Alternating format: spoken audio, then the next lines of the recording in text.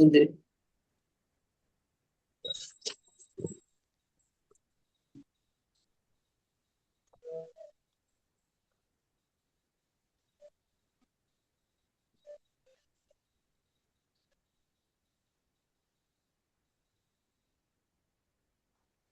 चौदह भगवान कहते अहम वश्यानरो भूत्वा प्राणिना देहमाश्रितः प्राणपान समायुक्तः पचामि अन्न चतुर्विधम् अहम वश्यानरो भूत्वा प्राणिना देहमाश्रितः प्राणपान समायुक्तः पचामि अन्न चतुर्विधम्। भगवान ये कहते प्रत्येक जीवर शरीर रे मु हेउची पाचक अग्नि, मु हेउची प्राणवायु, अपान वायु। यह द्वारा मु चारि प्रकार खाद्य द्रव्य जीर्ण कराए। चारि प्रकार खाद्य कौन कौन? चर्ब्य, चोष्य, लेह और पेय। चव्य चबई खाइबा, चस्य चोषिकी खाइबा, चुमकी खाइबा, हाँ चस्य शशी खाइबा, आ लेह चाटिकी खाइबा, चाटी खाइबा, पेय पीकी पान करिकी पीकी। तेबे ये जेते जिनिस भगवान यार कौन करछंती, याकु जीर्ण करूछंती, याकु जीर्ण करूछंती। तबे अहम वश्यानुरो भूत्वा प्राणिना देहमाश्रितः, मु प्राणी मानकर देह रे अछि, देह को आश्रय। तबे देह रे जेहेतु अछंती तेणु देह भगवान वश्यानर भूत्वा, मु वश्यानर अग्नि, अग्नि भगवान प्राणपान समायुक्त प्राण भगवान। ये भली सब भगवान आउ समस्त लोक को नियंत्रण करुछंती, तेणु समस्त ग्रह भगवान, सूर्य भगवान, चंद्र भगवान, सब एमती भगवान भगवान भगवान ना कौन ना एथरे कौन व्यतिक्रम रहला। भगवान कहले अहम वश्यानर भूत्वा, गाँ विश्व चौतानि धारामि ओहोमो जोषा पृष्ठामि चषु सर्वा समभूत्वा रसात्मक। मु समस्त को रस एठी सेना जीर्ण करूछंती। पूर्व श्लोक रे कहले मु समस्त को कौन करूची ना रस जोग पृष्ठामि औषधि सर्वा, मु समस्त औषधि एरे बा रस एवं जोगाई परिपृष्ठ करे एवं जगत को परिदृश्यमान करे, मु सब करे।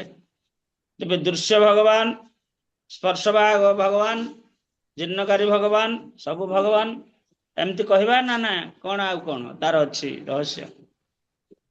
आज्ञा प्रभु जी, भगवान ही सब किसी जिन्न सबु सबुतरे भगवान ये सब जो जिनस करछंती भगवान ये तांकर गोटे गोटे शक्ति, शक्ति जोटा शक्ति गुड़ा को गुण युक्त से गुण ही से भगवान पाखरे सब गुण एकत्र होइके अछि। क्रूड ऑयल रे पेट्रोल अच्छी, डीजेल अच्छी, किरोसिन अच्छी, अलकातरा अच्छी, सब प्रकार जिनस से अच्छी। तेणु भगवान जी के परमात्मा तांकर जो ब्रह्म शक्ति पूर्ण ब्रह्म बोली कहा जाए, ये ब्रह्म सब जिनस से निहित होइके किभली सूक्ष्म रूप रे सब सूक्ष्म रूप रे निहित होइके। काली उदाहरण देउथले इलेक्ट्रिक, इलेक्ट्रिक एक शक्ति, ता मन मन से जलुनी, ता मन को मन तो इलेक्ट्रिक ता ठंडा होनी, मन को मन पवन करौनी, ये सब करौनी ना करूची। इलेक्ट्रिक चार्ज करके तार रखीदेला आनिक मीटर ठी रहीगला, ଆମେ ଥଣ୍ଡା ହେଇଗଲେ ଆମ ଘର ଆଲୋକିତ ହେଇଗଲା, ସବୁ ହେଇଗଲା ନା କିଛି ଆଉ ତାର ଅଛି ଜିନିଷ ଯୋଗେଇବା ପାଇଁ, ଯୋଉଟା କରିବା ପାଇଁ? ଆପଣ ଘରକୁ ଆପଣ କରେଣ୍ଟ ଆଣିଲେ, ବାସ୍ ୱାରିଂ ହେଇଗଲା, ପଙ୍ଖା ନାହିଁ କି ବଲ୍ବ ନାହିଁ, କିଛି ନାହିଁ। ଘର ଆଲୋକିତ ହବ ନା ଥଣ୍ଡା ହବ ନା ରେଫ୍ରିଜରେଟର ନାହିଁ ଇଏ ହବ ବା ରୁମ ହିଟର ନାହିଁ ଗରମ ହବ? କଣ ବନ୍ଧୁ? ନାଇଁ କିଛି ନଥିଲା ହବ ହେଇପାରିବନି। ଭଗବାନ ସେଇଭଳି ଶକ୍ତି ଯୁକ୍ତ, ଶକ୍ତିମାନ, ସମସ୍ତ ଗୁଣ ଅଛି ଭଗବାନଙ୍କଠି। ତେବେ ଇଏ ଜଡ ଜାଗତିକ ଜିନିଷ ଯାହା ଅଛି, ଯୋଉଟା ମହତ୍ତ୍ୱ କୁହାଗଲା, ପଞ୍ଚଭୂତ, 10 ଇନ୍ଦ୍ରିୟ, 5 ତନ୍ମାତ୍ର, ଅନ୍ତଃକରଣ, ଏଗୁଡାକ ସହଯୁକ୍ତ ନହେଲେ ତାଙ୍କ ଶକ୍ତିର ପ୍ରକଟ ହବନି, ତାଙ୍କର ପ୍ରଭାବ ଜଣା ପଡିବନି। ବୁଝିପାରିଲେ? ଆଜ୍ଞା। ହଁ। ତେଣୁ ଯେତେବେଳେ ଶରୀରରେ ସେ ଅଛନ୍ତି, ଈଶ୍ୱର ସର୍ବଭୂତାନା ହୃଦୟ ଅର୍ଜୁନ ତିଷ୍ଠତି, ସମସ୍ତଙ୍କ ହୃଦୟରେ ଅଛନ୍ତି, ଅମୃତ ଯୋଗାଉଛନ୍ତି। କେମିତି ଅମୃତ ଯୋଗାଉଛନ୍ତି? ନା ପ୍ରାଣ ପାନ ସମାଯୁକ୍ତ, ଆପାନ ବାୟୁ, ଉଦାନ ବାୟୁ, ବ୍ୟାନ ବାୟୁ, 3 ପ୍ରକାର। ଆହୁରି ଅନେକ ବାୟୁ ଅଛି, କିନ୍ତୁ ଅପାନ ବାୟୁ, ବ୍ୟାନ ବାୟୁ, ଉଦାନ ବାୟୁ, ଗୋଟେ ନିମ୍ନ ଗା, ଗୋଟେ ଊର୍ଧ୍ୱ ଗା, ଆଉ ଗୋଟେ ଶରୀରରେ ଅଛି, ସମସ୍ତ ପ୍ରାଣବାୟୁ। ଶିରାରେ ହରି ହେଇକି ଅଛି। ତେବେ ଭଗବାନ ଏଇ ଯୋଉ ପ୍ରାଣ ବାୟୁ କୁହାଗଲା, ପ୍ରାଣ ଅପାନ ସମାଯୁକ୍ତ, ପ୍ରାଣ ଏବଂ ଆସିବା ବାୟୁକୁ ଇଏ ସମତା ସୃଷ୍ଟି କରୁଛନ୍ତି। ଅକ୍ସିଜେନ ଆସୁଛି ବାହାରୁ, ତାକୁ ରକ୍ତ ସହିତ ଏକରେ ରକ୍ତ ଫିଲ୍ଟରିଂ ହଉଛି କୋଉଠି? ହୃଦୟରେ, ହାର୍ଟରେ ଫିଲ୍ଟରିଂ ହେଇକି ଏପଟେ ପଶୁଛି ମଇଳା ରକ୍ତ ଧମନୀରେ, ସେପଟେ ଶିରାରେ ଯାଉଛି, ସେପଟୁ ତାକୁ ଗ୍ରହଣ କରିକି ପୁଣି ତାର ଯୋଉ ଫଙ୍କସନିଂ ପଞ୍ଚିଂ ହଉଛି, ସେଇଟା ପୁଣି ସେ ଛାଡୁଛି କାହା ଦ୍ୱାରା? ନା ଶିରାରେ ସବୁ ଯାଉଛି।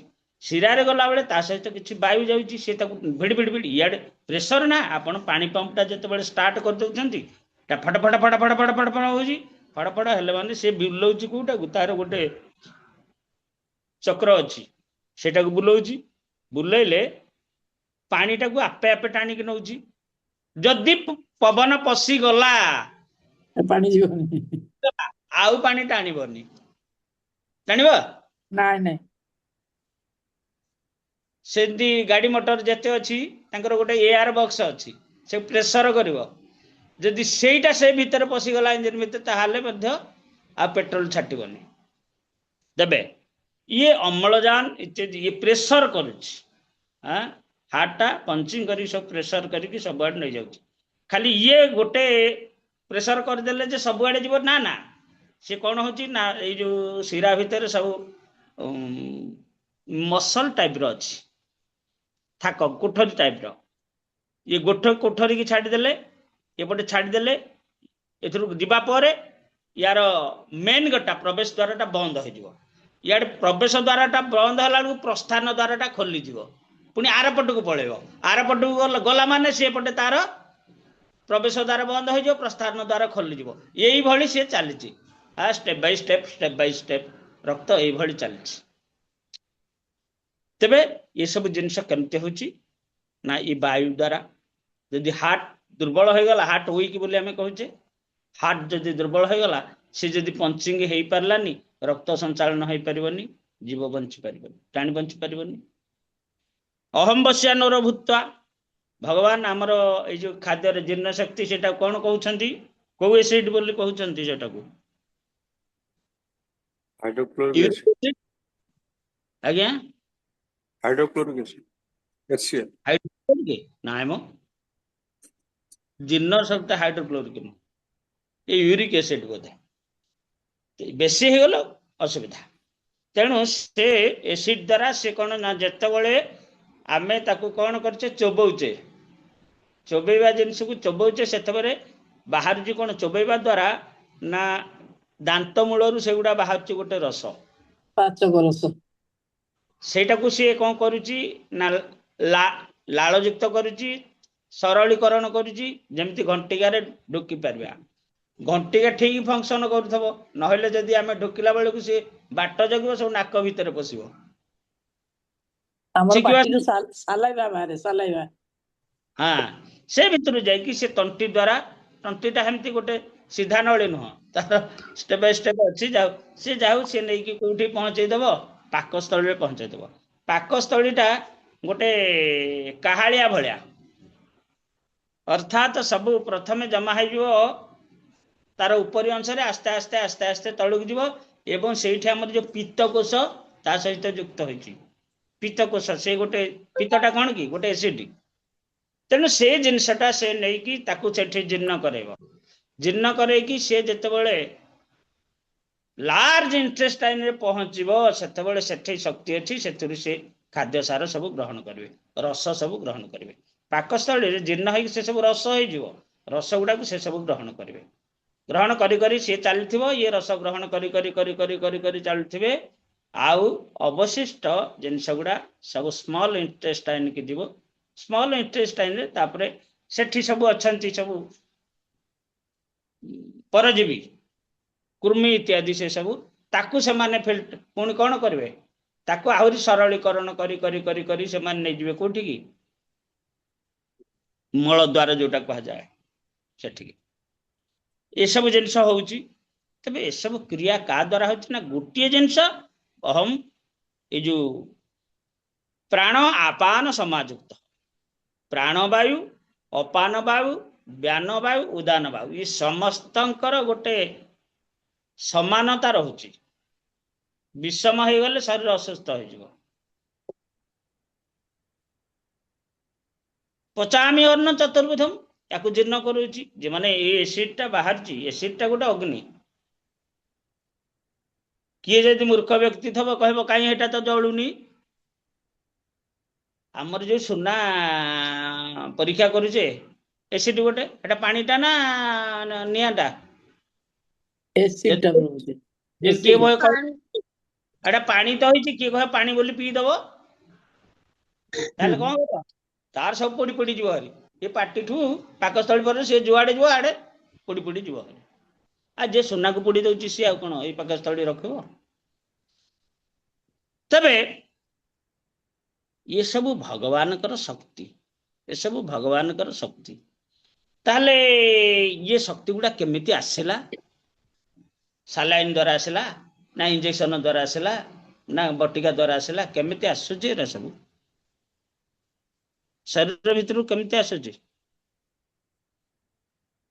ଭଗବାନଙ୍କର ଆଭାସ ଶକ୍ତି ସବୁ। ଭଗବାନ ଯୋଉ ପରମାତ୍ମା ଉପରେ ସବୁଆଡେ ବ୍ୟାପିକି ଅଛନ୍ତି, ହୃଦୟରେ ରହିଛନ୍ତି, ତାଙ୍କର ଗୁଣ ଯୁକ୍ତ ହେଇକିରି ଆସୁଛି। ହୃଦୟରେ ଅଛନ୍ତି, ହୃଦୟ ବାହାରେ ବି ଅଛନ୍ତି। ତେଣୁ ଏ ଜିନିଷ ଗୁଡାକ ସୂକ୍ଷ୍ମ ଭାବରେ ଅଛି। ଜୀବ ଯେତେବେଳେ ଗୋଟେ ଶରୀର ଧାରଣ କରୁଛି, ଭଗବାନ ତା ଅନ୍ତର ଭିତରେ ଗୋଟେ ବାସ କରୁଛନ୍ତି ହୃଦୟରେ, ସେତେବେଳେ ଏଇ ଗୁଣ ଗୁଡିକ ଅପ୍ରକଟରୁ ପ୍ରକଟ ହଉଛି, ଅପ୍ରକଟରୁ ପ୍ରକଟ ହଉଛି। ବୁଝିପାରିଲେ? ଏସବୁ ଅପ୍ରକଟରୁ ପ୍ରକଟ ହଉଛି। ସବୁ ଗୁଣ ଭଗବାନଙ୍କ ପାଖରେ ଅଛି। ଯେତେ ଗୁଣ ଆମର, ଯେତେ ପ୍ରକୃତି ପ୍ରବୃତ୍ତି ଯାବତୀୟ ଜିନିଷ ସବୁ ଭଗବାନଙ୍କ ପାଖରେ ଅଛି। ତେବେ ଏଇଠି ଗୋଟେ ପ୍ରଶ୍ନ ଆସିବ ଯେ ଭଗବାନଙ୍କ ପାଖରେ ତ ସବୁ ଗୁଣ ଅଛି, ଆମ ପାଖରୁ ଯଦି ସେ କମ ପରିମାଣରେ, ଆମ ଶରୀର ଯେତିକି ଗ୍ରହଣ କରିପାରିବ ସେତିକି ପରିମାଣରେ ଆସିଲା, ବାସ୍ ସେ ଏସବୁ ଉପାଦାନ ଦ୍ୱାରା ସେ ପ୍ରକଟ ହେଲା। କିନ୍ତୁ ପ୍ରଭାବିତ ହଉଛି କାହା ଦ୍ୱାରା ନା ତିନି ଗୁଣ ଦ୍ୱାରା। ତିନି ଗୁଣ ଦ୍ୱାରା ପ୍ରଭାବିତ ହୋଇକି ସେ ଭଗବାନଙ୍କର ଯୋଉ ଦିବ୍ୟ ଗୁଣଟା, ଏସବୁ ଜାଗତିକ ଗୁଣ ଭୌତିକ ଗୁଣରେ ରୂପାନ୍ତରିତ ହେଇଯାଉଛି, କଳୁଷିତ ହେଇଯାଉଛି। ବୁଝିଲେ କି? ପାଣିଟା ନିର୍ମଳ, ଗଙ୍ଗା ଧାରା ଆସୁଛି କୈଳାସରୁ ବା ଗଙ୍ଗୋତ୍ରୀରୁ, ନିର୍ମଳ ପାଣି। ଆଉ ଆପଣ ଯେତେବେଳେ ଏଠି ପ୍ରୟାଗ ଠିକି କୋଉଠି ଯଦି ପାଇଯିବେ, କି ନହେଲେ ଆମର ହାଉଡାରେ ଗଙ୍ଗା ପାଣି, ଆଉ ଦେଖିବେ ତ କେମିତି ହେଇଛି ହାଉଡା ଠି ଗଙ୍ଗା ପାଣି। ତେଣୁ ତାହେଲେ ସେ ନିର୍ମଳ ପାଣି ଏଠି କାହିଁ ଦୂଷିତ ହେଲା? ସାନ୍ଦୀପନୀ ମୁନି ପ୍ରଭୁ କହୁଥିଲେ, କହିଲେ ଯମୁନା ପାଣି ଆମର ଜଣେ ପ୍ରଭୁ ପିଇଦେଲେ, ଯମୁନାକୁ ପିଅନ୍ତି ବୋଲି। କହିଲେ ତାଙ୍କର ଯାହା ହାଲତ ହେଲା ये सब दूषित हो जाउची ये भौतिकता जो अत्यधिक भौतिकता द्वारा बा भौतिक दोष द्वारा कारण भौतिकता दोष युक्त तेणु ये दोष जो सब आमर जो शुद्ध जिनस गुड़ाक दूषित हो जाउची तबे एठी आमर आलोच्य विषय है जे वास्तविक भगवान जितो जो मूल जिनस पाचक अग्नि रूप में हुंतु प्राण अपान वायु रूप में हुंतु ये कहे ध्वनि रूप में हुंतु सबु रूप में भगवान गोटे शक्ति विभिन्न रूप नब गोटे शक्ति विभिन्न रूप इलेक्ट्रिक करेन्ट आलोक घर आलोकित कर से करेन्ट बुल पंखा बुलला बेले पवन दउछि से करेन्ट फ्रिज रखिले सेठी आमर जहाँ जिनस पत्र को सब ठंडा रखुची खरा दिने घर भीतर आम एसी लगे एयर कंडीशनर मेसीन लगे करेन्ट को व्यवहार करके रूम ठंडा करुचे आउर अन्य कार्य तो होची केवल हे गोटे करेन्ट गोटे शक्ति तद्वारा ठीक भगवान से भाया आम कह विद्युत शक्ति पुणी से कौट से हूँ भगवान अलौकिक शक्ति अव्यक्त रूप अच्छी आपण कहे कमिटी भी आम तो जानू आ वज्रपात है कौटी सी जो बाजो हेटा को सांगे सांगे पोड़ी पकेब आसुच सी जो भूमि को आसूची से पोड़ी पकाउछ ना नहीं वज्रपात काज घर सांगे सांगे से हूँ कौटी शून्य केमती सृष्टि होची या पूर्व कौ रूप से रोचे से अव्यक्त रूप में रोचे जो मेघ को मेघ घर्षण होची हाँ तार भीतर तार से प्रकट हो जाउची बिजुली चमकुची प्रकट होची तबे बिजुली एक अग्नि बिजुलीटा अग्निटा ना नहीं आलोक कर आलोकित कर देबो राति रे बिजुली मारला आलोकित कर देला ना नहीं चारिआडे तेणु भगवान कठारे सबु जिनस अव्यक्त भाव रे अछि ये जड़ जागतिक जो तांकर जो उपादान गुड़िक अच्छी जो 24 तत्व तार संस्पर्श रे आसिक से सब अव्यक्त जिनसटा व्यक्त हो प्रकट हो पुरुषोत्तम युगर उद्देश्य कौन भगवान किभली को रूप में अच्छा शेष कह शेष भगवान किए बोली कह तेणु ये जेते कहगला जे मु अग्नि ये अग्नि मु पाचक मु अग्नि है सब किछि करूची मु प्राण वायु रूप में सब किछि करूची एठी कहगला जे चंद्र किरण रूप में समस्त रस रूप में समस्त को पोषण करुची पुणी आलोक रूप में समस्त को आलोकित करुची इत्यादि इत्यादि भगवान कही कही चलते हाँ आमको सीना 4 दिन 5 दिन लगुच पढ़िया को से तो 45 मिनिट भितर 18 जोग कहीदे हाँ फटाफट फटाफट यही 15 नंबर श्लोक कह वास्तविक भगवान ये से काठी अव्यक्त गुण गुड़िक निहित गुण गुड़िक निहित पुणी किपरि निहित होती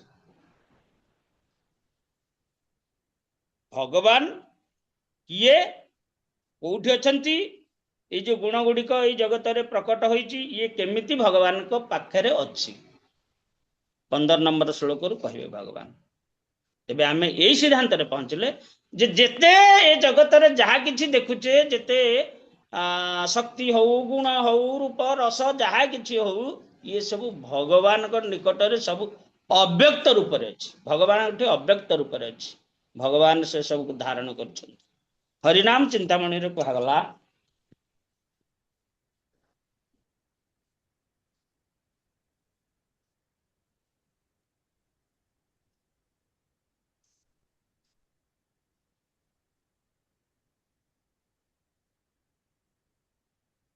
जीव जहा श्रेय मानी करे अन्वेषण तुमी ताहा अकातरे कर वितरण जीव जहा चाहे भगवान ताहा दियंती किंतु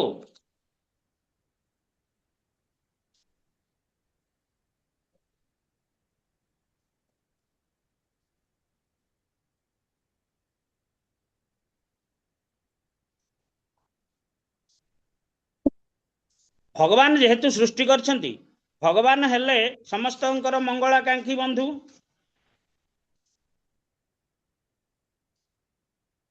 ମଙ୍ଗଳାକାଂକ୍ଷୀ ବନ୍ଧୁ ହିସାବରେ ଯେତେବେଳେ ଶରୀରଟା ଗୋଟେ ଜୀବ ପ୍ରାପ୍ତ ହୋଇଛି, ଶରୀର ପୋଷଣ ଦରକାର। ଏ ପୋଷଣ ନିମିତ୍ତ ଭଗବାନ ସବୁ ବ୍ୟବସ୍ଥା କରିଛନ୍ତି। ତୁମେ ବିଭୂତ ମାରବଇ ଭବ ଜୀବ হয়, ଦାସେର ମଙ୍ଗଳ ଚିନ୍ତା তোমার ନିଶ୍ଚୟ। ଜୀବ ହେଲା ଆପଣଙ୍କର ନିତ୍ୟ ଦାସ, ତେଣୁ ତାର ମଙ୍ଗଳ କିଭଳି ହବ ସେଟା ଆପଣ ଚିନ୍ତା କରନ୍ତି। ଦାସେର ମଙ୍ଗଳ ଚିନ୍ତା তোমার ନିଶ୍ଚୟ। ଜୀବ କିଭଳି ତିଷ୍ଠିବ, ଶରୀର ପ୍ରାପ୍ତ ହେଇଛି କିଭଳି ତା ଶରୀର ତିଷ୍ଠିବ ଇତ୍ୟାଦି ଇତ୍ୟାଦି ଏସବୁ ଆପଣ ଚିନ୍ତା କରନ୍ତି। ତେଣୁ ଦାସ ଯାହା ସୁଖ ମାନି করে ଅନ୍ୱେଷଣ, তুমি তাহা কৃপা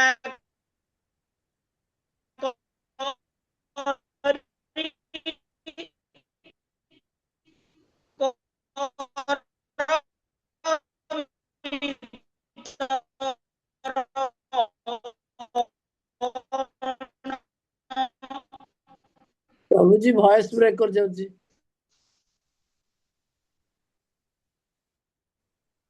ଦେଖନ୍ତୁ କେତେ ସୁନ୍ଦର ଜିନିଷ। ଜୀବ ଯାହା ଚାହିଁବ ଭଗବାନ ସେଇ ସବୁ ବ୍ୟବସ୍ଥା କରିଦେଇଛନ୍ତି। କେମିତି ପ୍ରାପ୍ତ ହେବ ତାର ବ୍ୟବସ୍ଥା କରିଛନ୍ତି। କେମିତି ଖାଦ୍ୟ ତ ଶସ୍ୟ ଶାଗ ସବଜି ସବୁ ବାହାରେ ଅଛି। ଇଏ ହରେ କୃଷ୍ଣ ଠିକ ଆସିଲା ନା କଣ କରିବା? ଆସିଲା ଆସିଲା ପ୍ରଭୁଜୀ। ଏବେ ଠିକ ଅଛି ତ? ଆଜ୍ଞା ପ୍ରଭୁଜୀ ଆଜ୍ଞା।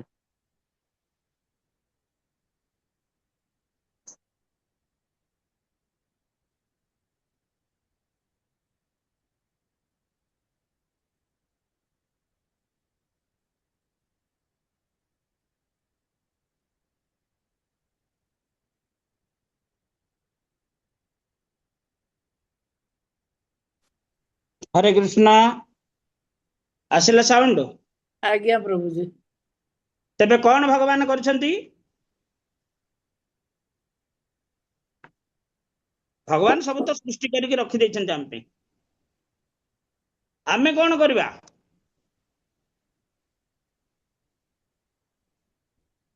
ଆମେ କଣ କରିବା?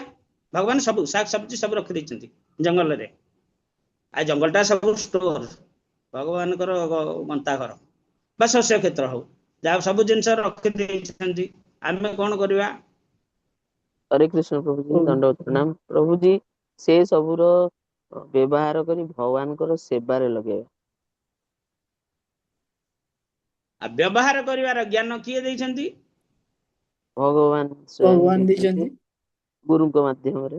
ଭଗବାନ କିଭଳି ଦେଇଛନ୍ତି ପୁଣି? ଶାସ୍ତ୍ର, ଗୁରୁ। ନା ଶାସ୍ତ୍ର ଏଟା ଅଧିକା କଥା, ଶାସ୍ତ୍ରଟା ଅଧିକା କଥା ହେଲା।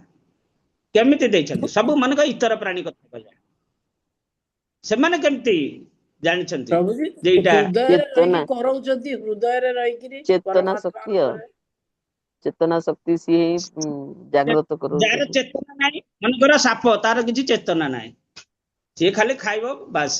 କିନ୍ତୁ ଖାଇବା, ଏ ଯୋଉ ଖାଇବା ଏ ଯୋଉ ଜିନିଷଟା ଏଇଟା ମୋର ଖାଦ୍ୟ, ଏଇଟା ମୋର ଖାଦ୍ୟ ନୁହେଁ, ଏସବୁ କେମିତି ଜାଣୁଛି କଣ? ଭଗବାନ ସେମିତି କାଟେଗୋରାଇଜେସନ କରିଛନ୍ତି ନା, କିଏ କଣ ଖାଇବ, କିଏ କାହା ଉପରେ ନିର୍ଭର କରିବ। ବେଙ୍ଗ ବୋବେଇଲେ ସାପ ସେଇଆଡକୁ ଦୌଡିକି ଯିବ ଖାଇବାକୁ। ସେଇଟା ହଉଛି ଭଗବାନ କରେଇଛନ୍ତି। ତାକୁ ଦୌଡେକି କିଏ ନଉଛି? ତାକୁ ଦୌଡେକି କିଏ ନଉଛି? ଭଗବାନଙ୍କର ଶକ୍ତି ଗୁଣଯୁକ୍ତ ହେଇକିରି। ତାର କ୍ଷୁଧା ଟା ତାକୁ ଟାଣି ନଉଛି ସେଆଡେ। କ୍ଷୁଧା, ତାପରେ ଗୋଟେ ବାସ୍ନା ଅଛି, ତାର ରଡି ଶୁଣିଲା ମାନେ ୟାର ଜିଭରୁ ଲାଳ ବାହାରିବ। ଆମର ଯେମିତି ଭଲ ଜିନିଷ ପ୍ରସ୍ତୁତ ହଉଥିବ, କାନିକା ପାଏସ, ବାସ୍ନାରେ ଇଏ ହବ। ଆମ ଜିଭରୁ କଣ ହଉଛି? ଏ କୋଉଠି ପ୍ରସ୍ତୁତ ହଉଛି ପ୍ରସାଦ ସେ ଅଲଗା। ଆମ ଜିଭରୁ ସେଇଟା ବାସନା ବାଜିଗଲା ମାନେ ନାକରେ ଲାଳ ବାହାରିବ। ମନ ସେଇଆଡକୁ ଦୌଡୁଛି। ତାହେଲେ ଭଗବାନ କଣ ସବୁ ବ୍ୟବସ୍ଥା କରିଦେଇଛନ୍ତି। ଇଆଡେ ବୃତ୍ତି ରୂପରେ ଶରୀରରେ ଅଛନ୍ତି, ଆହାର, ନିଦ୍ରା, ଭୟ, ମୈଥୁନ ଏସବୁ ରୂପରେ ବୃତ୍ତି ରୂପରେ ଅଛନ୍ତି। ଇଏ ବୃତ୍ତିକୁ ଶକ୍ତି ପ୍ରଦାନ କରୁଛନ୍ତି। ବାହାରେ ସେପଟେ କଣ ଅଛନ୍ତି? ନା ସେଇ ଜିନିଷ ଗୁଡାକୁ ଏମିତି ଭାବରେ କରୁଛନ୍ତି ଯେ ଆମ ଇନ୍ଦ୍ରିୟ ଗୁଡା ସେ ସବୁ ଗ୍ରହଣ କରିକି ସେଇଆଡେ ଦୌଡୁଛି। ଭଗବାନଙ୍କର ବ୍ୟବସ୍ଥା ଦେଖନ୍ତୁ, ଖାଦ୍ୟ କୋଉଠି ଅଛି, ଖାଦକ କୋଉଠି ଅଛି, ସେ ଦୌଡୁଛି ତା ପାଖକୁ। ଇଏ ଦୌଡଉଛନ୍ତି କିଏ? ଭଗବାନଙ୍କର ଭଗବାନ। ବୃତ୍ତି। ଦୌଡିବା ପାଇଁ ଶକ୍ତି ଦେଇଛନ୍ତି, ପୁଣି ଦୌଡିବାର ଇଚ୍ଛା ମଧ୍ୟ ପ୍ରଦାନ କରୁଛନ୍ତି। ଭଗବାନ ହେଲେ ଇଚ୍ଛା ଶକ୍ତି, କ୍ରିୟା ଶକ୍ତି ସବୁ। ଭଗବାନ ତିନିଟା ଶକ୍ତି, ଗୋଟେ ଇଚ୍ଛା ଶକ୍ତି, ଗୋଟେ କ୍ରିୟା ଶକ୍ତି, ଆଉ ଗୋଟେ ଶକ୍ତି କଣ? ଜ୍ଞାନ ଶକ୍ତି। ଜ୍ଞାନ ଶକ୍ତି, ରାଇଟ। ଗୋଟେ ଜ୍ଞାନ ଶକ୍ତି, ଗୋଟେ ଇଚ୍ଛା ଶକ୍ତି, ଗୋଟେ ଆଉ କ୍ରିୟା କ୍ରିୟା ଶକ୍ତି, ଶକ୍ତି। ଏଇ ତିନିଟା ସବୁ ଦେଇଛନ୍ତି। ପ୍ରଭୁଜୀ ଏଇ ଯୋଉ ଭଗବାନ ଯଦି ଜୀବକୁ ସ୍ଵାଧୀନତା ଦେଇ ନଥାନ୍ତେ କଣ ହେଇଥାନ୍ତା? ସ୍ୱାଧୀନ ଏବେ ଦେଇଛନ୍ତି, ଏବେ କଣ ଦେଇଛନ୍ତି ସ୍ୱାଧୀନତା? ଅଣୁ ସ୍ଵାଧୀନତା ଟିକେ ତ ରହିଛି, ସ୍ଵାଧୀନତା ଜୀବର। ଦଉଥିବେ ଆଉ ଖାଦ୍ୟ ସଂଗ୍ରହ କରିବ। ଆଉ ଯେତେବେଳେ ମୃଗ ଚରୁଛି, ଇଏ ବାଘ ଦୌଡୁଛି। ଆମର ଗୋଟେ ଦେଇଥିଲା, ଗୋଟେ ଥରେ ଟିଭିରେ ଦଉଥିଲା, ସେ ବାଘ ଗୁଡାକୁ ପୋଷିକି ରଖିଥିଲେ, ଖାଦ୍ୟ ଦଉଥିଲେ, ତାଙ୍କୁ ଖାଦ୍ୟ ଦେଇକି ପୋଷିକି ରଖିଥିଲେ। ଛୋଟ ଛୋଟ ପିଲା ସେତେବେଳେ ବଡ ହେଇଗଲେ ତାଙ୍କୁ ନେଇକି ଜଙ୍ଗଲରେ ଛାଡିଲେ, ଭୋକିଲା ରଖିଲେ, ଜଙ୍ଗଲରେ ଛାଡିଲେ। ସେ ପୁଣି ତାଙ୍କୁ ଭୋକ ହେଲା, ସେ ପୁଣି ଖାଦ୍ୟ କେମିତି ଜାଣିବେ ଇଏ ମୋର ଖାଦ୍ୟ, ଇତ୍ୟାଦି ଇତ୍ୟାଦି।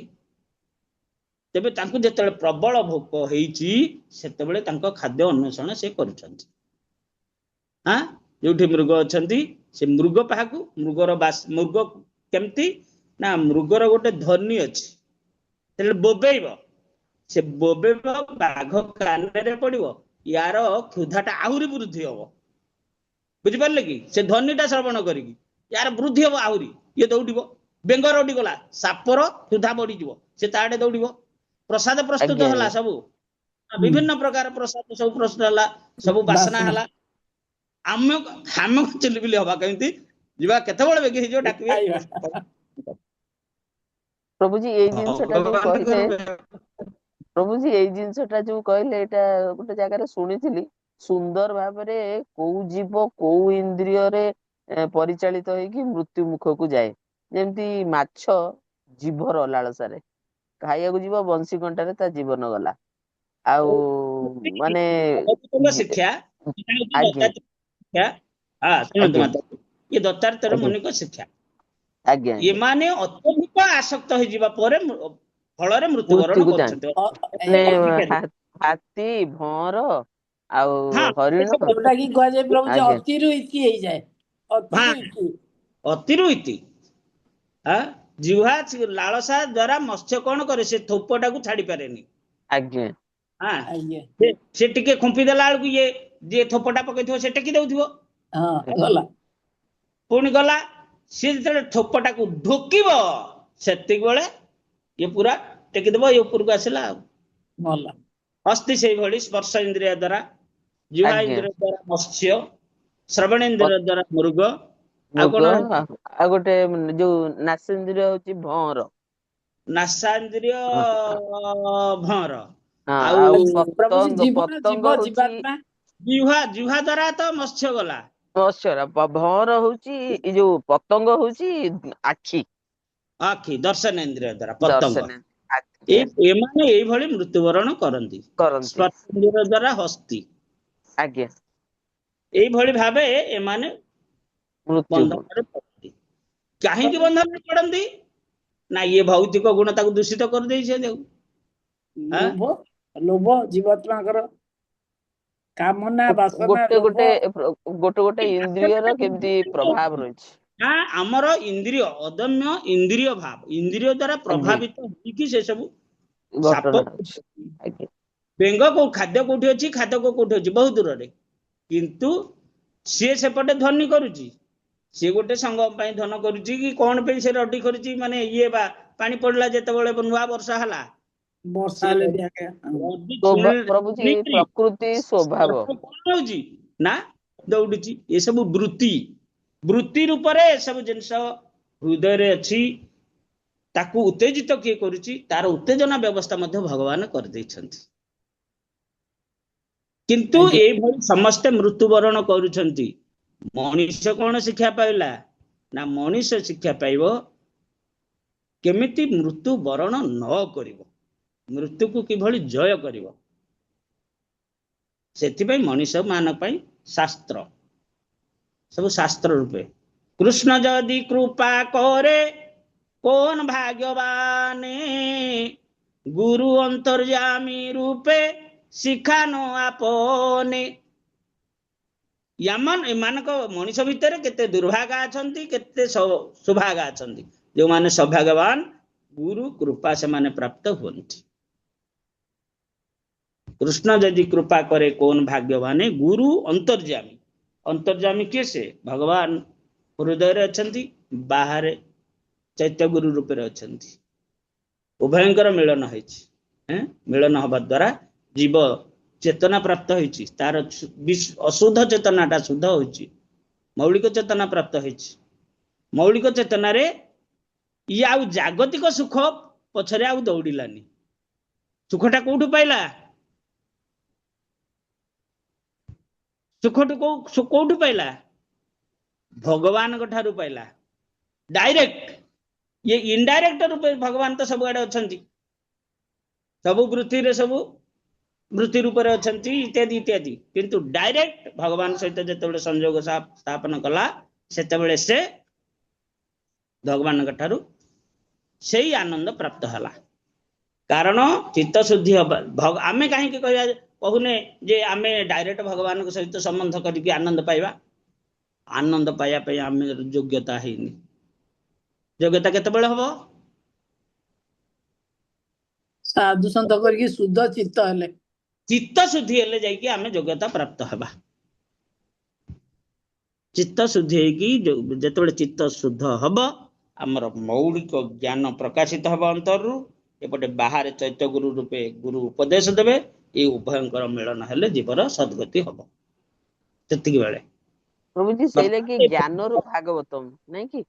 आज्ञा ज्ञान रु भागवतम माने आमर मेनली आमे ए जो बुद्धि को जे बल दउचती से होचे ज्ञान। माने ज्ञान होचे भागवतम श्रवण करिबा पठन करिबा सेइथरु बल मिलुछ। जे प्रकृत रे जोटा गीता भागवत को कंपेयर कले, गीता रे नियम गुड़ाक लिखा है, किंतु भागवतम से नियम को केमती पालन करिबा को माने करिकी कोन प्राप्ति हेचंदी सेटा पूरा वर्णना कराई। तेणु ए ज्ञानर माने ज्ञानर कोन सेटा उत्पत्ति स्थल। आमे जदि भागवतम पढ़ुचे ताले से जो भक्तंक चरित्र माध्यम रे जो दिया जायछि से ज्ञान को जदि आमे आहरण करि पारुचे आ ताकू धारण करि पारुचे ताले जाय आम मन को से बुद्धि को बल दबो। आ बुद्धि को बल मिले खाली मन कोन बुद्धि को कंट्रोल करुची ना। तेणु बुद्धिटा आसिले ही मनटा शुद्ध हबो। आ शुद्ध हेले ही आमे ई चयन ठीक रे करि परिबा। एटा भूल एटा ठीक। भगवान से ही जगह रे अणु स्वाधीनता को देइचंती। तमे भल चयन कर। जेमती जने पचारिले जे को जिंसटा बिना भगवान ने हेई परिबो। काली भी मते कहउतली इच्छा। भगवान कहते तमे इच्छा कले नरक को जीव, इच्छा कले मो जगत मो राज्य को प्रवेश करिवो। तेणु मो राज्य को प्रवेश करिया को हेले से पूरा देई देइचंती लिस्ट सीरीज ऑफ एक्टिविटीज। एई एक्टिविटीज एई क्रिया गुडा को कले तमे मो राज्य को आसीबो, तमर योग्यता हबो। आज्ञा प्रभु। ताले से लिफ्ट चढ़ीबा ना आ कोन आ कोडे जिबा? नहीं से चित्त शुद्धि करके से लिफ्ट चढ़िबा ना।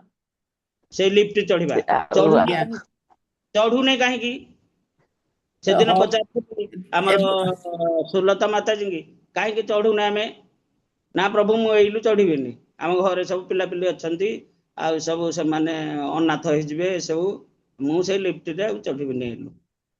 प्रभु जी मनटा दृढ़ रहउनी टळ पटळ होउची। मु तांको मना करबी कहि प्रभु मोर समय हेने मु एलु जिबेनी।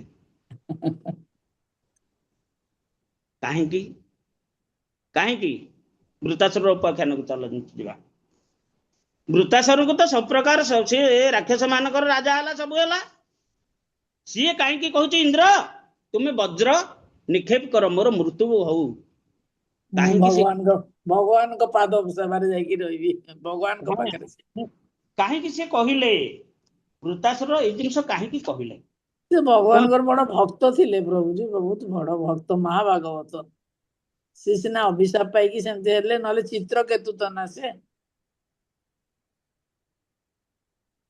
ତାଙ୍କର ଜ୍ଞାନ ଥିଲା, ପୂର୍ବ ଜ୍ଞାନ ରହିଲା। ଭରତ ମହାଜନଙ୍କ ପୂର୍ବ ଜ୍ଞାନ ଥିଲା, ଆଜ୍ଞା, ଜାତସ୍ମୃତ।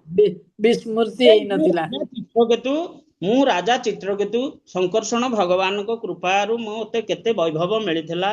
ମୁଁ ଭକ୍ତି ପ୍ରାପ୍ତ ହେଇଥିଲି। ସେ ବିମାନରେ ମୁଁ ଯୁଆଡେ ଇଚ୍ଛା ସିଆଡେ ଯାଉଥିଲି, ସାଧୁ ସନ୍ଥଙ୍କ ଦର୍ଶନ କରୁଥିଲି। ସବୁ ଟିକିଏ ବୈଷ୍ଣବ ଅପରାଧ ଯୋଗୁ ମତେ ରାକ୍ଷସ ଜନ୍ମ ମିଳିଲା। ଆଜ୍ଞା। ଏ ରାକ୍ଷସ ଜନ୍ମରେ ମୋର ବଳ ବପୁ ସବୁ ପ୍ରକାର, ପାହାଡ ପ୍ରଭୁ ଭଳି ଶରୀର ପାଇଛି, ସବୁ କିଛି ପାଇଛି। ମୁଁ ଦେବତା ମାନଙ୍କୁ ଗିଳି ଦଉଛି, ଆଁ କଲେ ସମସ୍ତେ ମୋ ପାଟିରେ ପଶି ଯାଉଛନ୍ତି।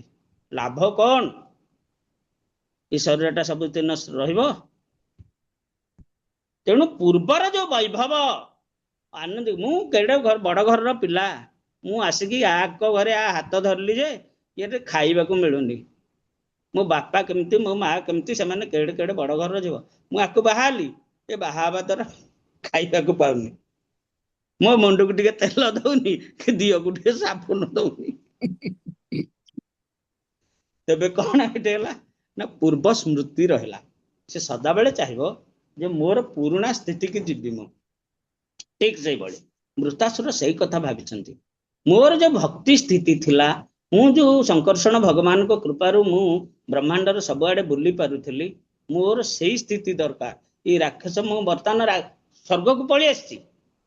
ସ୍ୱର୍ଗର ବୈଭବ ମୁଁ ଚାହିଁଲେ ଗୋଟେ ସେକେଣ୍ଡରେ ସବୁ ମୁଁ ହାସଲ କରିନେବି।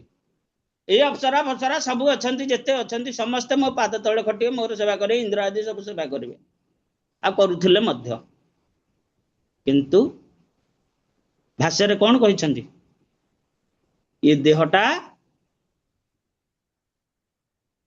ଏ ବିନାଶଶୀଳ, ବୈଭବ, ଏ ଦେହ, ଏରା କଣ ସବୁ?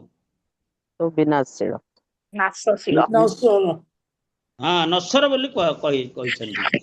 ତେଣୁ ସ୍ୱର୍ଗ, ମର୍ତ୍ତ, ପାତାଳ, ଇଏ ସବୁଠି ଯେତେ ବୈଭବ, ସବୁ ଗୁଡାକ ଯଦି ବର୍ତ୍ତମାନ ଆସିକି ମୋ ନିକଟରେ ଆସେ, ମୋ ନିକଟକୁ, ତାହେଲେ ମୁଁ ତାକୁ ପ୍ରତ୍ୟାଖ୍ୟାନ କରିବି। ମୋର ଦରକାର ଭକ୍ତି। କାରଣ ଭକ୍ତିରେ ଯୋଉ ଆନନ୍ଦ ମିଳେ, ଏ ବୈଭବ ଉପଭୋଗରେ ସେ ଆନନ୍ଦ ମିଳେ ନାହିଁ। ସେଟା ସେ ପ୍ରାପ୍ତ ହେଇଛନ୍ତି। ତେଣୁ ଆମକୁ ଯେତେବେଳେ କହୁଛନ୍ତି ଗୋଲୋକ ବୃନ୍ଦାବନରେ ଆନନ୍ଦ ଅଛି, ଆନନ୍ଦ ଅଛି, ଅମୃତ ଅଛି, ସୁଲତା ମାତାଜୀ ଚାଲ ଯିବା, ଚାଲ ଯିବା, ନା ନା ଆମକୁ ଯିବିନି ପ୍ରଭୁ ଯିବେନି, ମୋର ବେଳ ହେବ।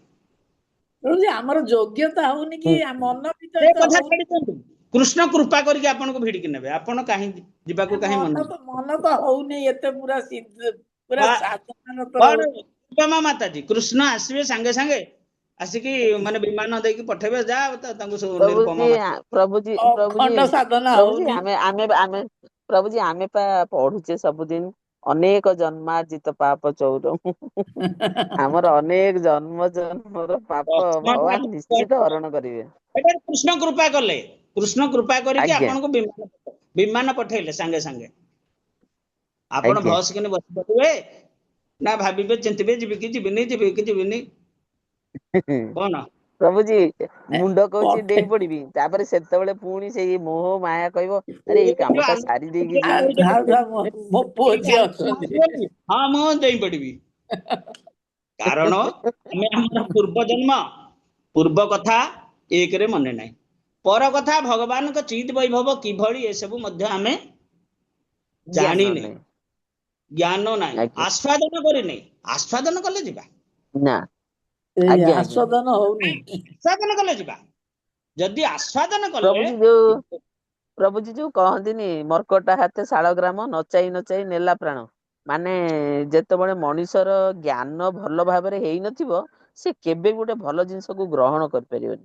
କାରଣ ସିଏ ଘୁଷୁରୀ ବିଷ୍ଠାରେ କି ଆନନ୍ଦ, ଇନ୍ଦ୍ର ଦେବତ ସେଇଥିରେ ଏତେ ମାତି ଗଲେ ଯେ ଆଉ ଯିବାକୁ ଚାହିଁଲେନି। ଆମ ଅବସ୍ଥା ହେଇଛି, ଆମକୁ ଏ ଭୌତିକ ନଶ୍ୱର ଜଗତ ଆମକୁ ବଢିଆ ଲାଗୁଛି। କଷ୍ଟ ତେବେ ଅଛି, ତେବେ ଲୋକ କେମିତି ପଚାରିଲେ ଗଲେ? ଇନ୍ଦ୍ର କେମିତି ଘୁଷୁରୀ ସ୍ଥିତିରୁ ଇନ୍ଦ୍ର କେମିତି ଗଲେ, ମୁକ୍ତ ହେଲେ? ବ୍ରହ୍ମା ତାକୁ ଆସିକିରି ମନ ପକେଇଲେ, ମନ ପକେଇଲେ। କୃପା ଆଜ୍ଞା, କରିବାରୁ, ହଁ, ବ୍ରହ୍ମା କୃପା ଆଜ୍ଞା, କରିବାରୁ, ଯଦି ଏହା ଆଜ୍ଞା, ଇନ୍ଦ୍ରର ପୂର୍ବ ଜନ୍ମ କଥା ଭୁଲିଗଲା, ଯେ ମୁଁ ଇନ୍ଦ୍ର, ଆଜ୍ଞା, ଆଜ୍ଞା, ଭୁଲି ଆଜ୍ଞା, ଯାଇଥିଲା ଏ କଥା। ଯଦି ଏ ଜ୍ଞାନ ଥାନ୍ତା, ତାହେଲେ ସେ ନିଶ୍ଚିତ ଭାବେ ଯାଇଥାନ୍ତା, ବ୍ରହ୍ମାଙ୍କୁ ଆକ୍ରମଣ ଆଜ୍ଞା, କରିବାକୁ ଆଜ୍ଞା, କରିନଥାନ୍ତା। ଆଜ୍ଞା, ସେ ଜ୍ଞାନ ନାହିଁ। ଦ୍ଵିତୀୟତଃ ଇଏ କଣ ହଉଛି? ତେଣୁ ଇଏ ଦଣ୍ଡ ରୂପରେ ବ୍ରହ୍ମା କଣ କଲେ, କମଣ୍ଡଳୁ ପାଣି ଦ୍ୱାରା ତାର ଯୋଉ ବୈଭବ ଥିଲା, ଯାହା ପ୍ରତି ଆସକ୍ତ ଥିଲା, ସବୁ ଯାକ ଛିନ୍ନ କରିଦେଲେ। ତାପରେ ସେ ଗଲା ଶୁଦ୍ଧ ଆଜ୍ଞା ହେଲା। ଯେତେବେଳେ କମଣ୍ଡଳୁ ପାଣି ତା ଉପରେ ପଡିଲା, ସେ ଶୁଦ୍ଧ ହେଲା। ଆହୁରି ଜ୍ଞାନ ପ୍ରକାଶ ହେଲା, ଟିକେ ଝାଡି ହେଇଗଲା। ମୁଁ ଇନ୍ଦ୍ର, ମୁଁ ଆସିକି କଣ ଗୋଟେ ଘୁଷୁରୀ ଜନ୍ମ ପାଇଛି। ତେଣୁ ସେତେବେଳେ ସେ କହିଲା, ନାଇଁ ନାଇଁ ମୁଁ ଯିବି ହେରି, ମୁଁ ଯିବି ହେରି। ଠିକ ସେଇଭଳି ଇଏ ଇଏ ହେଲା ଆମର ଥିଓରି ଜ୍ଞାନ, ୟା ସହିତ ଆଜ୍ଞା ପ୍ରାକ୍ଟିକାଲ ଆଜ୍ଞା ମିଶିବ। ପ୍ରାକ୍ଟିକାଲ ଜ୍ଞାନ ହଉନି। ହଁ, ପ୍ରାକ୍ଟିକାଲ ଚିତ୍ତ ଶୁଦ୍ଧି ହବ। ପ୍ରାକ୍ଟିକାଲ ଜ୍ଞାନ ପାଇଁ ଆମେ ଚେଷ୍ଟା କରୁନେ। ଆଜ୍ଞା କେମିତି ପ୍ରାକ୍ଟିକାଲ ଜ୍ଞାନ ପାଇବେ, ସେଥିପାଇଁ ଶୁଦ୍ଧ ଗୁରୁ ଆପଣଙ୍କୁ କୃପା କରିବାକୁ ପଡିବ, କୃପା କରିବେ। ଆଉ ଗୋଟେ ଗୁରୁ ଗ୍ରହଣ ସେଇ ଯୋଉ କୁହାଯାଉଛି ନା, এটা ପ୍ରାକ୍ଟିକାଲ ଗୁରୁ ସେବା। ସଦ୍ଗୁରୁ ସେବିବ ଯିବ ଯତ୍ନ ସାଗରେ। কভু যদি সাধু সঙ্গে জানিতে সে পারে, কভু যদি সাধু সঙ্গে জানিতে সে পারে, আমি জীব কৃষ্ণ দাস যায় মায়া পারে। ସାଧୁଙ୍କ କୃପା ପ୍ରାପ୍ତ ହେବାକୁ ପଡିବ। ଆମର ଏଇ ଯୋଉ ବୈଭବ ଅଛି, ପେନସନ ପେନସନ ମିଳୁଛି, ଯାବତୀୟ ଜିନିଷ, ହଁ ହଁ ଆମେ ଠିକରେ ଅଛେ, ଆଉ କିଛି ସୁଖ ଆମର ଦରକାର ନାହିଁ, ଆଉ କିଛି ଭଗବାନ ଭଗବାନ କିଛି ଦରକାର ନାହିଁ। ଇଏ ଏତେ ସବୁ ଯୋଉ ତିଳକ ଫିଳକ କରୁଛି, ଏ ଯୋଉ ଏଇରା ଲଗଉଛି ମୁଣ୍ଡରେ, କଣ ବିଲବିଲା ହାଇ ସବୁ ଦେଖିବେ, ଦେଖିଲେ ବିରକ୍ତ ଲାଗୁଛି। ନା ନା ନା ନା, ସେଥିପାଇଁ ସାଧୁ କୃପା ଯଦି ନ ପାଇବେ, ଏ ଜନ୍ମଟା ପଳେଇବ କୌଣସି ମତେ, ତାହେଲେ ଆପଣ କଣ କରିବେ? ଆଉ ଯୋଉ ଜୀବନ ଜନ୍ମ କଷ୍ଟ ହେବେ, ସେ ଜନ୍ମ କଷ୍ଟ ପାଇବେ, ଜନ୍ମ କଷ୍ଟ ପାଇବେ। ଏଇ ଜୀବନ ବ୍ୟର୍ଥ ହେଇଯିବ ଆଉ ନିଜ ବୃଦ୍ଧାବସ୍ଥା କଷ୍ଟ ପାଇବେ, ରୋଗ କଷ୍ଟ ପାଇବେ, ଏମିତି ପାଇବେ। ମଣିଷ ଜନ୍ମରେ ଆପଣଙ୍କ ପେନସନ ଅଛି, ପଶୁ ଜନ୍ମ ପାଇଲେ ପେନସନ କୁଆଡୁ ଆସିବ? ନର୍କ ଯନ୍ତ୍ରଣା ଭୋଗିବ। ଦେଇବାକୁ ନଥିବେ, ପୁଅରେ ପାଣି ଗ୍ଲାସ ଟା ଆଣିଦେ, ସିଏ ପୁଅ ନଥିବ କି ପାଣି ଗ୍ଲାସ ଦେଇପାରିବନି ସେଠି ପଶୁ। ନର୍କ ଯନ୍ତ୍ରଣା ପାଉଥିବେ। ଭୋଗ ଜନ୍ମ ପାଇବେ, ବୁଝିଲେ କି? ଚିନ୍ତା କରନ୍ତୁ, ଗୁରୁଙ୍କର ଆବଶ୍ୟକତା କେତେ, ଶୁଦ୍ଧ ବୈଷ୍ଣବଙ୍କର କୃପାର ଆବଶ୍ୟକତା କେତେ, ହେଲେ ଯାଇ ଚିତ୍ତ ଶୁଦ୍ଧି ହେଲେ ତାଙ୍କ ପ୍ରତି ଯେତେବେଳେ ଆସକ୍ତି କହିଛନ୍ତି, କିଏ ସେ? କପିଳଦେବ ଭଗବାନ। ଆମର ଜାଗତିକ ବସ୍ତୁ ପ୍ରତି, ସ୍ତ୍ରୀ ପୁତ୍ର ଧନ ସମ୍ପତ୍ତି ପ୍ରତି ଯେତେ ଆସକ୍ତି ଆସୁଛି, ସାଧୁଙ୍କ ପାଦପଦ୍ମ ପ୍ରତି ସେତିକି ଆସକ୍ତି ଆସିଲେ ହିଁ ତୁମେ ଅତି ସହଜରେ ଏ ଜଗତରୁ ଉଦ୍ଧାର ପାଇବ, କୃଷ୍ଣଙ୍କ ପାଦପଦ୍ମ ପ୍ରାପ୍ତି ହବ। ଆଉ ଆମ ଆସକ୍ତିଟା ସେଇଭଳି ହେବା ଉଚିତ, ସାଧୁ ମାନଙ୍କ ପ୍ରତି, ଘରର ପିଲା କନ୍ୟା ମାନଙ୍କ ପ୍ରତି ଯେତିକି, ତାଠୁ ଅଧିକ ସାଧୁଙ୍କ ପ୍ରତି ହେବା ଉଚିତ। ଆପଣ ସମସ୍ତଙ୍କର ଜଣେ ଜଣେ କାଉନସିଲର ରହିବା ଉଚିତ। ଆମର ମନେକର କାଉନସିଲର ଆମର ତରୁଣ ପ୍ରଭୁ ଏଇଠି ଅଛନ୍ତି, କିନ୍ତୁ ଯଦି ତରୁଣ ପ୍ରଭୁ ଇସ୍କନ ନଥାନ୍ତେ, ତାହେଲେ ଆମ ଗୁରୁଙ୍କର ଯିଏ ପ୍ରତିନିଧିତ୍ୱ କରୁଛନ୍ତି, ଶେଷ ସାହି ଶ୍ରୀପାଦ ଶେଷ ସାହି ପ୍ରଭୁ, ଆମେ ତାଙ୍କ ଦ୍ୱାରା, ତାଙ୍କ ନିର୍ଦ୍ଦେଶ, ତାଙ୍କ ସେ କେତେବେଳେ ଡାକିବେ, କେତେବେଳେ କୁଆଡେ ଯିବା କଥା, ଆମେ ତାଙ୍କ ନିର୍ଦ୍ଦେଶ ପାଳନ କରିବୁ, ବୁଝିଲେ କି? ତେଣୁ ଏଇଭଳି ଭାବେ ଆପଣ ଏ ଶିକ୍ଷାଟାକୁ ଗୁରୁତର ଭାବେ ଗ୍ରହଣ କରନ୍ତୁ। କାରଣ ମାତାଜୀ କହିଲେ ଜ୍ଞାନ ଯଥେଷ୍ଟ ନୁହେଁ, ଜ୍ଞାନ ପରେ ଭକ୍ତି ଆସିବ, ଭକ୍ତି ଠିକ ବାଟ ଦେଖେଇବ। କର୍ମ ଜ୍ଞାନ ଭକ୍ତି, ନୁହେଁ, ଭକ୍ତି ଶ୍ରେଷ୍ଠ। ଭକ୍ତି ମଧ୍ୟ ଯଥେଷ୍ଟ ନୁହେଁ, ଭକ୍ତି ପରେ ଭାବ, ପ୍ରେମ, କୌଣସି ପ୍ରକାର ଭାବରେ ଭଗବାନଙ୍କ ସହିତ ଜଡିତ ହବ। ଭଗବାନଙ୍କ ପାଦ ପଦ୍ମ ପ୍ରତି ଆସକ୍ତି ନ ଆସିଲେ, ଭଗବାନଙ୍କ ପାଦ ପଦ୍ମ ଉଚ୍ଚାରଣ କଲା ମାନେ ଯଦି ଚକ୍ଷୁରୁ ଅଶ୍ରୁ ନିର୍ଗତ ନହେଲା, ତାହେଲେ ଆମର ଚିତ୍ତ ଶୁଦ୍ଧି ହେଇନି, କି ଆମେ କିଛି କରିପାରୁ। ତେଣୁ ଏଥିପାଇଁ ସମସ୍ତେ ସେଇ ସ୍ଥିତିକି ଆସିବାକୁ ପଡିବ।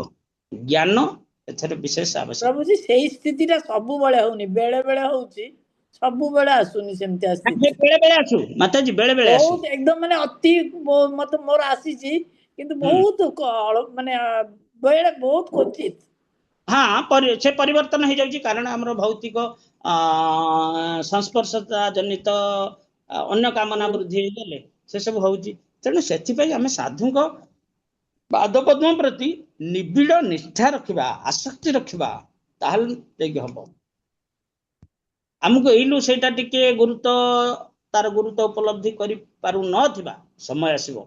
ସାଧୁଙ୍କର ପାଦପଦ୍ମ କେତେ ଶକ୍ତିମାନ, ବଦନ୍ତି କଣ ହୃଦୟ ହୃଦୟ କୀର୍ତ୍ତନ ରସାୟନ କଥା, ତଥ୍ୟଷଣ ଇତ୍ୟାଦି କଣ ଅଛି ଗୋଟେ ସାଧୁଙ୍କର କଥାଟା ହଉଛି ବୀର୍ଯ୍ୟ ଭଳି। ବୀର୍ଯ୍ୟ ଭଳି ମାନେ ଅତି ଶକ୍ତିବାନ, ଶକ୍ତି ପ୍ରଦାନ କରେ। କର୍ଣ୍ଣ ପଥ ଦେଇକି ହୃଦୟକୁ ପୁରା ଘାଟି ମୁଣ୍ଟି କରି ସଫା କରିଦିଏ ଡିଟରଜେଣ୍ଟ ଭଳି। ପ୍ରଭୁଜୀ ଯେତେବେଳେ ଦେହ ଟିକେ ବେଶୀ ଖରାପ ହେଇଯାଉଛି କି ସାଥ ଦଉନି, ସେତେବେଳେ ମନଟା ଭାଙ୍ଗି ଯାଉଛି, ପୁରା ସବୁ ଛାଡି ଛୁଡିକି ପଳେଇବି। ସେତେବେଳେ ପରା କୃଷ୍ଣ କୃପା କରିବେ। ସେତେବେଳେ ଭକ୍ତିବିନୋଦ ଠାକୁର କହିଛନ୍ତି କୃଷ୍ଣ କୃପା କରିବେ ସେତିକିବେଳେ। ସୁଦେଇ ମାତାଜୀ ଯଦି ଥିବେ ଦେଖିବେ ମହାରାଜଙ୍କ ପ୍ରତି କେମିତି ରାଧାରାଣୀ ଆସିଗଲେ। ମହାରାଜଙ୍କ ଦେହ ଖରାପ, ମହାରାଜ ଯିବା ଅବସ୍ଥାରେ ରାଧାରାଣୀ ଆସିଗଲେ, ନା ନା ନା ନା ତମ ସମୟ ହେଇନି, ତୁମେ ସୁସ୍ଥ ହେଇଯିବ, ପୁଣି ତୁମର ସେବା କାର୍ଯ୍ୟ ଚାଲୁ ରଖିବ। କୃଷ୍ଣ ଦାସ ଯୋଉ ଅଛନ୍ତି, କୃଷ୍ଣ ଦାସ ଆମର ନୟାଗଡ଼ରେ ଥିଲେ, ବୃନ୍ଦାବନରେ ରାଧାନାଥ ମହାରାଜଙ୍କର ସେ ଜଣେ ପ୍ରିୟ ଭକ୍ତ ଥିଲେ, ରାଧାନାଥ ସ୍ୱାମୀ ମହାରାଜଙ୍କର। ମହାରାଜ ଲେଖିଛନ୍ତି ସଦା ସର୍ବଦା, ସିଏ କଣ ସଦା ସର୍ବଦା ନାମ ନଉଥିବେ। ଏବଂ ସିଏ ଯେତେବେଳେ ମୃତ୍ୟୁ ଦଶାକୁ ଆସିଛନ୍ତି, ରାଧାରାଣୀ ପ୍ରକଟ ହେଇଗଲେ, ନା ନା ନା ତମର ବହୁତ କା ସେବା ଅଛି କରିବାକୁ, ତମେ ସୁସ୍ଥ ହେଇଯାଅ। ସେ ଲେଖିଛନ୍ତି ରାଧା ଚରିତାମୃତରେ ତାଙ୍କର ସେ ରାଧାରାଣୀଙ୍କର ଉକ୍ତିକୁ। ଏଇଭଳି କଥା। ତେଣୁ ଆପଣ ଚାହିଁଲେ ବଞ୍ଚି ପାରିବେନି, ଚାହିଁଲେ ମରି ପାରିବେନି। ଭଗବାନ କୃପା କରିବେ। ଏ ସବୁ ଯେତେ ଜିନିଷ ଦେଖୁଛେ ନା, ଏ ସବୁ ଯେତେ ଜିନିଷ ଦେଖୁଛେ, ସେଥିପାଇଁ ଅଛି ଦଣ୍ଡେ ନିମିଷେ ଥିଲେ ପ୍ରାଣ, ନଇ ନପାରେ ଜନ୍ତୁରାଣ। ଏଇ ଯେତେ ଯେତେ ଆମର ଯୋଉ ଅଛନ୍ତି ସ୍ୱାମୀ ପୁତ୍ର କନ୍ୟା ଏସବୁ ଅଛନ୍ତି, ସେବା କରୁଛନ୍ତି, ଏସବୁ ତାଙ୍କୁ ଯେତେବେଳେ ରୋଗ ହେଇଯିବ, ଆମକୁ ରୋଗ ହେଇଥିବ, ସେ ତାଙ୍କୁ ଟେକିବେ ନା ଆମକୁ ଟେକିବେ? କିଏ କାହାକୁ ଟେକିବ? ଏହି କାହାକୁ ଟେକି ପାରିବେନି। ଟେକନ୍ତି କେବଳ ଭଗବାନ। ଭଗବାନ କୃପା କରିବେ। ତେଣୁ ଆମେ ଦୃଢତାର ସହିତ ଭଗବାନ ପାଦ ପଦ୍ମରେ କିଭଳି ଚିତ୍ତ ନିବେଶ ହବ, ସେଥିପାଇଁ ତାଙ୍କର ପ୍ରତିନିଧିତ୍ୱ କରୁଥିବା ଭକ୍ତ ମାନଙ୍କ ପ୍ରତି ଆମର ଦୃଢ ନିଷ୍ଠା ରହିବା ଉଚିତ। ହରେ କୃଷ୍ଣ। जय श्रील प्रपात की जय उपस्थित गुरु भक्त वृंद की जय निताय गुरु प्रेमानंदे हरि हरि बोल। समस्त कल्पतरुभ्यश्च कृपा सिंधुभ्यश्च पतितानां पावनेभ्यो जय श्रील प्रभुपाद की जय, जय गुरु महाराज की जय। ଏବେ ଭଗବତ ଗୀତା हरे निताय गौर हरि हरि। ଭଗବତ ଗୀତାରେ ପୁରୁଷୋତ୍ତମ ଯୋଗରେ ଯୋଉ ଜିନିଷ ଆଲୋଚନା ହଉଛି, ଆପଣ ଧ୍ୟାନ ସହିତ ଯଦି ଅନୁଧ୍ୟାନ କରିବେ ଯେ ଭଗବାନ କିଭଳି ହୃଦୟରେ ରହିକି ଆମର ସବୁ ବୃତ୍ତିକୁ ସବୁ ନିୟନ୍ତ୍ରଣ କରୁଛନ୍ତି, ବାହାରେ ସବୁ ବ୍ୟବସ୍ଥା କରିଛନ୍ତି, ତାକୁ ଗ୍ରହଣ କରିବା ପାଇଁ ଆମକୁ ମଧ୍ୟ ଶକ୍ତି ଦଉଛନ୍ତି, ଇଚ୍ଛା ଶକ୍ତି ରୂପରେ, ଜ୍ଞାନ ଶକ୍ତି ରୂପରେ, କ୍ରିୟା ଶକ୍ତି ରୂପରେ। ଭଗବାନ ଏସବୁ ଶକ୍ତି ଦଉଛନ୍ତି ନା ଅନ୍ତର ଭିତରେ ଥାଇକି ଆଉ କାର୍ଯ୍ୟ କରିବା। ଏଇ କାର୍ଯ୍ୟ ଇଚ୍ଛା ଶକ୍ତି, କ୍ରିୟା ଶକ୍ତି, ଜ୍ଞାନ ଶକ୍ତି, ଏସବୁ ଶକ୍ତି ରୂପରେ ଭଗବାନ ଏ ଶରୀର ରହିକି ଆମକୁ ପ୍ରେରଣା ଦଉଛନ୍ତି। ଏଭଳି ଭାବରେ ଆମେ ଏସବୁ ବୁଝିବାକୁ ପଡିବ। ଇଏ ସେମିତି ଖାଲି ପଢିକି ଘୋଷିଦବା ଜ୍ଞାନ ଏସବୁ ନୁହଁ, ବା ଘୋଷିଲେ ବୁଝିପାରିବା ଏସବୁ ଜ୍ଞାନ ନୁହଁ, ସବୁ ଅନୁଭବ ଜିନିଷ। ଏସବୁ ପ୍ରପାଦଙ୍କ କୃପାରୁ ଆମେ ପ୍ରାପ୍ତ ହେଇଛେ। ତେଣୁ ବିଶେଷ ଭାବେ କୃଷ୍ଣ କୃଷ୍ଣଙ୍କ ପ୍ରତିନିଧି, ୟାଙ୍କ ପାଦ ପଦ୍ମ ପ୍ରତି ଆମର ଦୃଢ ନିଷ୍ଠା ରହିବା ଉଚିତ। ନ ରହିଲେ ଆମେ ଘୋଷି ଘୋଷି ବାସ୍ କବି ସମ୍ରାଟ, ଗାୟକ ସମ୍ରାଟ सब प्रकार उपाधि पाइले मध्य किछि लाभ। हरे कृष्ण। मृत्यु समय तो कौन, अरे राम नाम घोषुनु, राम राम चक्रधर पक्षी जन्म रु पार कर।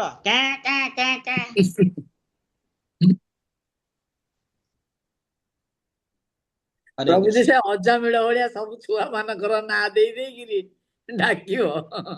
छुआ को पाइन लोक थिबो, छुआ का आजिकाली तो ए जुगरे तो सही भी हबनी, समय नहीं कि आ ना दबार समय नहीं।